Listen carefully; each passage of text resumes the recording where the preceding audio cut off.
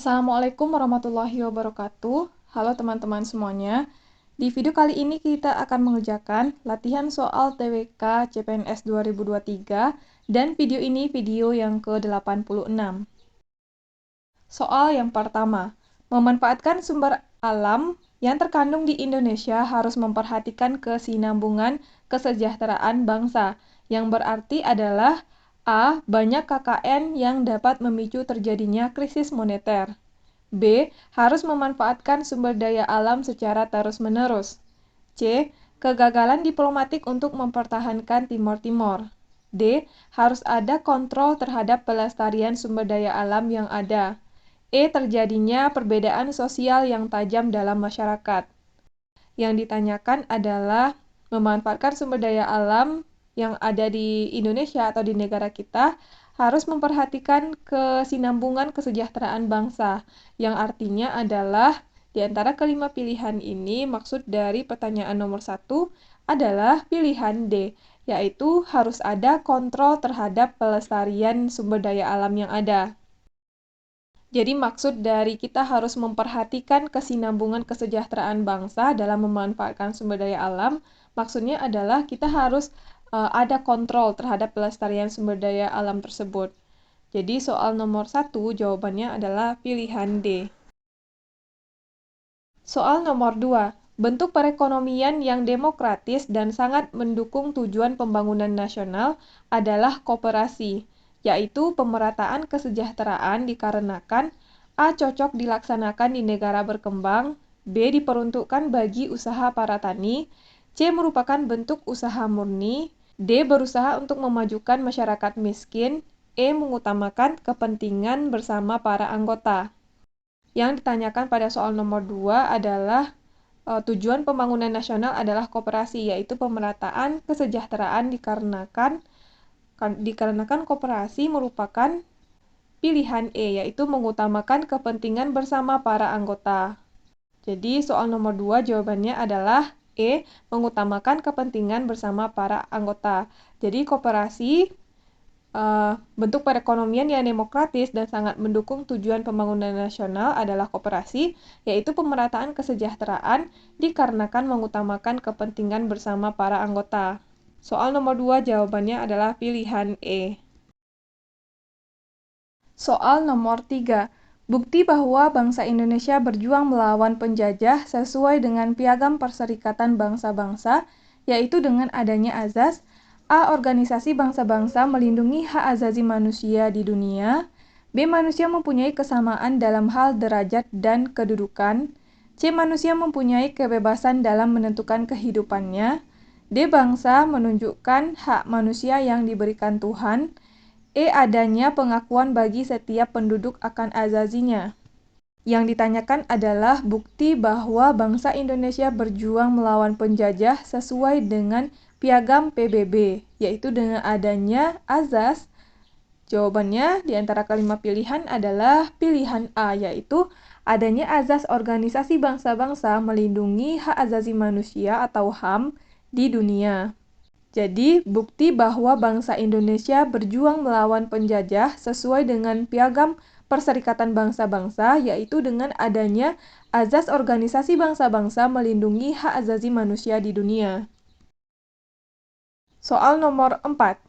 Dalam rangka membina rasa nasionalisme di kalangan masyarakat Indonesia, hendaknya dilakukan dengan menghindari hal-hal berikut ini, kecuali A. Fanatik golongan, B. Ekstremisme, C. Kaufinisme, D. Sukuisme, E. Patriotisme. Dalam rangka membina rasa nasionalisme di kalangan masyarakat Indonesia, hendaknya dilakukan dengan menghindari hal-hal berikut ini, kecuali. Jadi soalnya yang tidak kita hindari untuk membina rasa nasionalisme di kalangan masyarakat Indonesia. Berikut pembahasan soal nomor 4. Dalam rangka membina rasa nasionalisme di kalangan masyarakat Indonesia, hendaknya dilakukan dengan menghindari hal-hal antara lain. Yang pertama adalah fanatik golongan, yaitu sikap eksklusif ekstrim terhadap golongan tertentu. Yang kedua, ekstremisme, yaitu sikap merasa dirinya paling benar, baik, sempurna, sehingga kecenderungan menjatuhkan orang lain.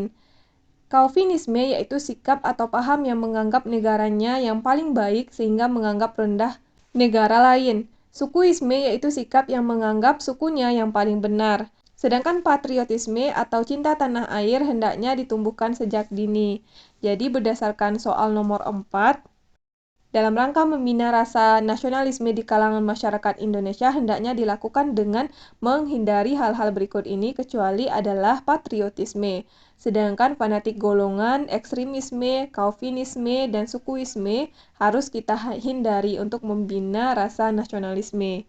Jadi soal nomor 4 jawabannya adalah pilihan E. Soal nomor 5. Perhatikan pernyataan di bawah ini.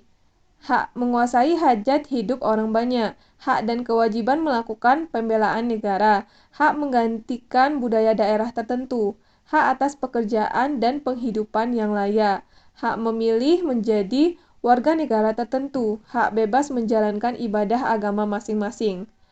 Kepada warga negara, pemerintah mengatur dan memberikan hak-hak yang sama dengan asumsi bahwa setiap warga negara mempunyai hak dan kedudukan yang sama di hadapan hukum dan pemerintahan. Hak-hak yang dimaksud adalah pernyataan pada nomor A123, B134, C235, D246, E346. Di antara kelima pilihan ini, coba kita perhatikan pernyataan yang ada. Pernyataan pertama, hak menguasai hajat hidup orang banyak. Ini jelas salah.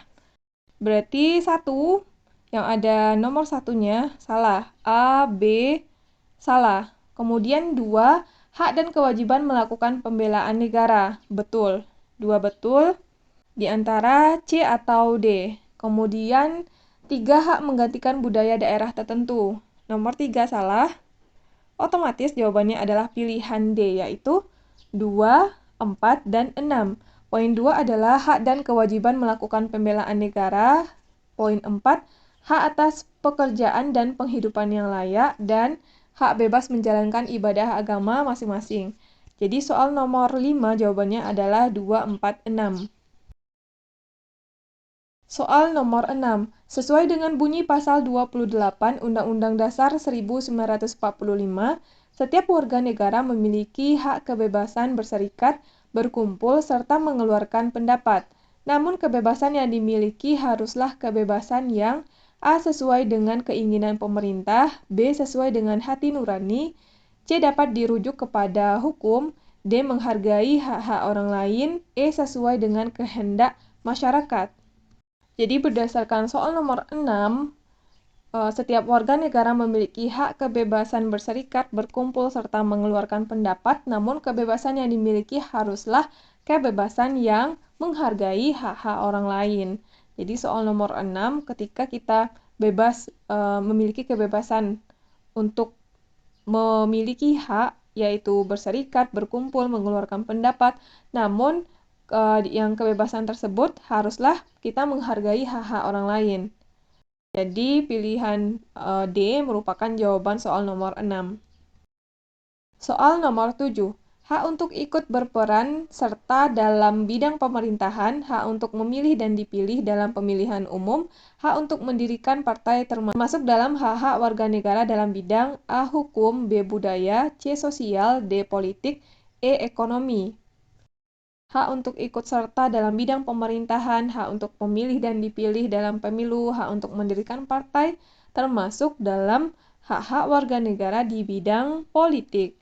Jawaban soal nomor 7 adalah pilihan D. Soal nomor 8. Untuk mendapatkan informasi, anggota MPR dapat dikenai tindakan kepolisian bila diduga terkait dengan suatu perkara. Berikut ini adalah bentuk-bentuk tindakan kepolisian yang dimaksud kecuali A. penangkapan, penahanan, penggeledahan, B. pemanggilan, penangkapan, penahanan, C. dimintai keterangan, penahanan, penyitaan, D. penahanan, penggeledahan, penyitaan, E. interogasi, penangkapan, penggantian jabatan. Yang ditanyakan adalah untuk mendapatkan informasi anggota MPR dapat dikenai tindakan kepolisian. Berikut ini adalah bentuk-bentuk tindakan kepolisian yang dimaksud kecuali. Berikut pembahasan soal nomor 8. Untuk mendapatkan informasi, anggota MPR dapat dikenai tindakan kepolisian bila diduga terkait dengan suatu perkara. Berikut ini adalah bentuk-bentuk tindakan kepolisian yang dimaksud, yaitu penangkapan, penahanan, penggeledahan, pemanggilan, penangkapan, penahanan, dimintai keterangan, penahanan, penyitaan, penahanan, penggeledahan, penyitaan. Sedangkan interogasi penggantian jabatan bukanlah merupakan tindakan yang berhak dilakukan kepolisian, tetapi sebatas mencari keterangan penjelas. Jadi soal nomor 8 karena yang ditanyakan adalah kecuali atau yang bukan bentuk-bentuk tindakan kepolisian, maka jawabannya adalah pilihan E, yaitu interogasi, penangkapan, penggantian jabatan.